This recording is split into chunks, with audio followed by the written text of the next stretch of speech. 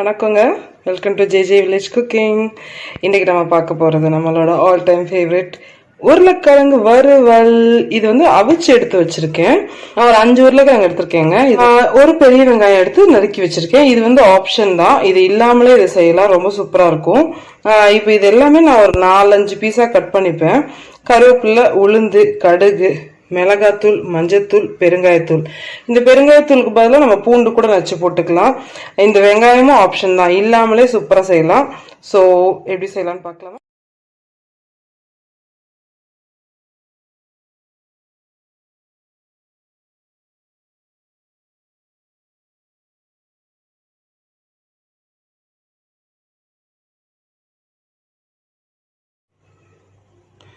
Okay, பாருங்க, நம்ம மண்சட்டி தான் நான் வச்சிருக்கேன்.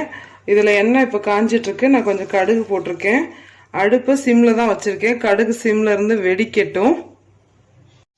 ஓகே, நம்ம கடுகு வெடிச்சிட்டு இருக்கு. இப்போ வந்து நான் ஒரு 1/2 டீஸ்பூன் உளுந்து கூட போட்டுக்கலாம். என்ன ஒரு டீஸ்பூன் கூட போட்டுக்கோங்க. ஏன்னா நம்ம வேற எந்த இதுவும் போட போறதுல கொஞ்சம் கிறிஸ்பியா இருக்கும். அந்த உளுந்து கொஞ்சம், நான் ஏற்கனவே சொல்லியிருக்கேன், உளுந்து போடுறதுக்கு முன்னாடி எப்பவுமே அடுப்பை சிம் வச்சுக்கோங்க. கொஞ்சம் கலர் மாறின உடனே அடுத்து நம்ம வெங்காயத்தையும் கருவேப்பிலையும் போட போகிறோம். நறுக்கி வச்சிருக்க வெங்காயத்தை போட போகிறோம்.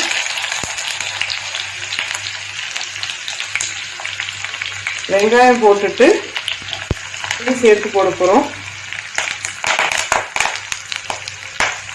இதை கொஞ்சம் ரொம்பலாம் வதக்கணும்னு அவசியம் இல்லைங்க, சும்மா ஸ்லைட்டாக வதக்கினா போதும். நம்ம வேணும்னா நீங்கள் பூண்டு கூட போட்டுக்கலாம் பெருங்காயத்துக்கு பதிலாக. ஏன்னா பூண்டு வந்து கொஞ்சம் இந்த கேஸ்ட்ரிக் ப்ராப்ளம்ஸ்லாம் சரி பண்ணும். ஏன்னா உருளைக்கிழங்கு கொஞ்சம் வாய்வானது. அதே சமயத்தில் நீங்கள் பெருங்காயமும் யூஸ் பண்ணிக்கலாம் பூண்டுக்கு பதிலாக, பூண்டு பிடிக்காதவங்க. ஸோ வெங்காயம் லைட்டாக வதங்கினா போதும். ஓகே, நம்ம வெங்காயம் கொஞ்சம் வதங்கிருச்சு. கொஞ்சம் ரொம்பலாம் டிரான்ஸ்பரண்ட் கலர் மாறினா வந்தால் போதும். ஸோ நான் இதுக்கு தேவையான உப்பு போடுறேன். ஏன்னா நான் வந்து என்ன பண்ணியிருக்கேன்னா, உருளைக்கிழங்கு வேகும் போதே அதுக்கு உப்பு போட்டு தான் வேக வச்சிருக்கேன். பட் இருந்தாலும் ரொம்ப எடுத்திருக்காது. மிளகாத்தூள் நம்ம காரத்துக்கு ஏற்ற மாதிரி, நமக்கு நல்லா காரமாக பிடிக்கும்னா காரம் போடுங்க. நான் வந்து ஒரு 2 டேபிள் ஸ்பூன் போடுறேன். அடுத்து சிம்ல தான் வச்சிருக்கேன், அடுப்பை சிம்ல வச்சிருக்கேன். ஸோ எப்பவுமே தூள்லாம் போடும்போது சிம்ல வச்சுக்கோங்க. ஒரு 1/2 டீஸ்பூன் மஞ்சத்தூள், அப்புறம் நம்மளோட பெருங்காயத்தூள். நல்லா இருக்கும் ஃப்ளேவர், பட் இது வந்து ஒரு அளவு தான். ஒரு 1/2 டீஸ்பூன் போட்டிருக்கேன். ஸோ நம்ம வெங்காயத்தோட மிளகாத்தூளை போட்டு நல்லா ஒரு எண்ணெயில் சிம்ல வச்சு ஒரு கலக்குன உடனே நம்ம வெட்டி வச்சிருக்க கிழங்க போட்டுடலாம். ஓகே, நான் கிழங்கு போட்டுட்டேன். பாருங்க, அதை நல்லா மெதுவாக கிளறி விடணும். ஏன்னா நம்ம மண்சட்டியில் வேற செய்கிறோம். அடுப்பு இன்னும் சிம்ல தான் இருக்கு, சிம்லே வச்சுக்கோங்க. ஏன் நான் மிளகாத்தூளை ஃபர்ஸ்ட் போட்டுட்டு கிழங்கு போடுறேன்னா, நீங்க இப்படி செய்யும் போது அந்த தூளோட ரா ஸ்மெல்லும் போயிடும், இந்த கிழங்குலையும் டக்குன்னு தூள் பிடிச்சிரும்.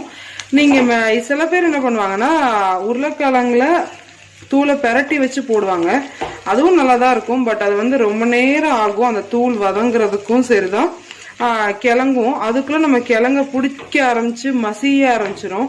ஸோ கொஞ்சம் கூட அந்த டேஸ்ட் இருக்காது.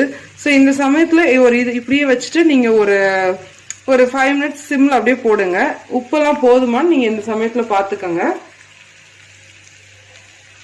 போதும்னா விட்டுடலாம், பத்தலைன்னா கொஞ்சம் போட்டு கிளறினீங்கன்னா ரொம்ப நல்லாயிருக்கும். ஏன்னா இது சாம்பார் சாதத்து கூடலாம் செம்மையாக இருக்குங்க. எந்த வெரைட்டி ரைஸாக இருந்தாலும் சரிதான், சாம்பார் சாதமாக இருந்தாலும் சரிதான், ரொம்ப ரொம்ப நல்லாயிருக்கும். பாருங்க எவ்வளோ ஃபாஸ்ட்டாக கிழங்கு மாத்திரம் வேக வச்சா போதும். ரொம்ப ரொம்ப ஈஸிங்க. வீட்டில் ஒரு உருளைக்கிழங்கு இருந்தால் போதும், என்ன சாப்பாடு வச்சுனாலும் இதை சைட் டிஷ் பண்ணிக்கலாம். ரொம்ப சிம்பிளும் கூட, ஃபாஸ்ட்டாகவும் செய்யலாம் இதை. ஸோ நம்ம உருளைக்கிழங்கு ரெடி. நான் இப்படியும் ஒரு 5 மினிட்ஸ் சிம்ல வச்சுட்டு ஆஃப் பண்ண போகிறேன். இந்த 5 மினிட்ஸ் சிம்ல கூட வைக்கிறோம்னா, ஏன்னா இது இப்போ நல்லாவே அப்சர்வ் பண்ணிடும், எல்லாமே கொஞ்சம் மசாலாவும் அப்சர்வ் பண்ணிக்கிறோம் அந்த 5 மினிட்ஸ்க்குள்ள. கிழங்கும் கொஞ்சம் அவுட்டர் பார்ட் வந்து கிறிஸ்பி ஆகும்.